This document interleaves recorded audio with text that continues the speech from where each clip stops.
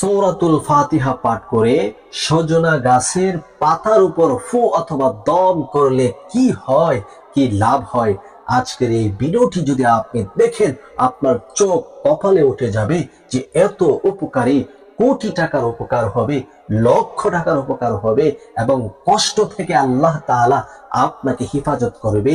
এই রোগ যাদের হয় তারাই বুঝতে পারে মহা একটা রোগ এটা আপনার শরীরে হয়তো আল্লাহ তাআলা এখনো দেয় নাই।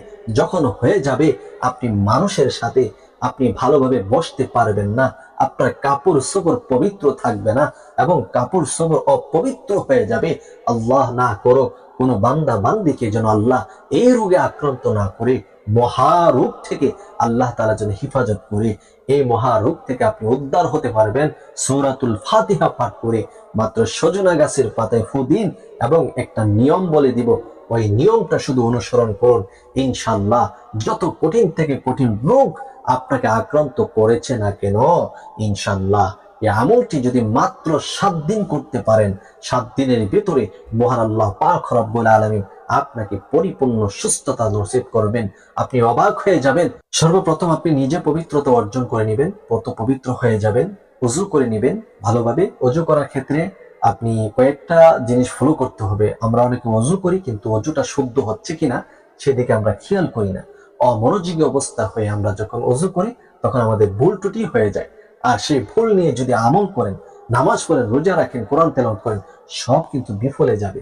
বুঝতে পারছেন? এই জন্য যেই আমলের ক্ষেত্রে ওযু করতে হয় আপনি খুব খেয়াল করে ওযুটা করবেন। ওযু আমাদের বদনকে, আমাদের শরীরকে পবিত্রতা করে দেয়, আল্লাহর সাথে সম্পর্ক জোড়ানোর একটা মাধ্যম তৈরি করে দেয়।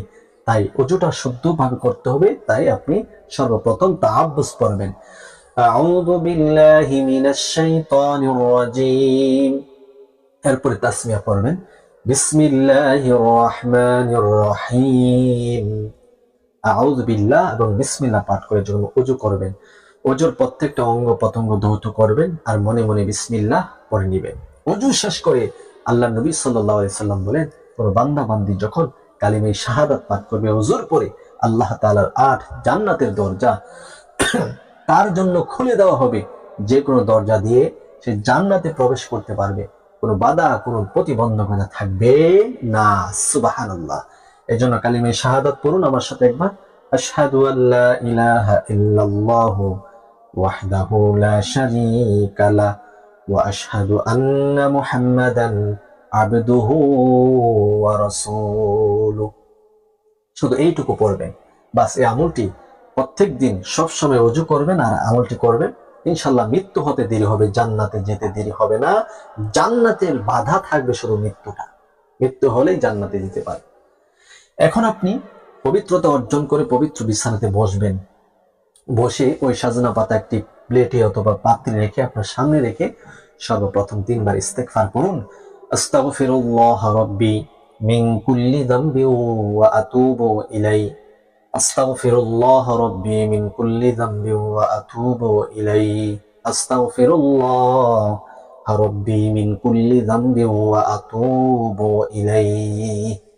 এরপরে প্রিয় নবীজি সাল্লাল্লাহু আলাইহি ওয়াসাল্লামের উপর দুরূদ পড়ুন। আল্লাহুম্মা সাল্লি আলা মুহাম্মাদ ওয়া আলা আলি মুহাম্মাদ কামা সাল্লাইতা আলা ইব্রাহিম ওয়া আলা আলি ইব্রাহিম ইন্নাকা হামিদুম মাজিদ। আল্লাহুম্মা বারিক আলা মুহাম্মাদ ওয়া আলা আলি মুহাম্মাদ কামা বারাকতা আলা ইব্রাহিম ওয়া আলা আলি ইব্রাহিম ইন্নাকা হামিদুম মাজিদ।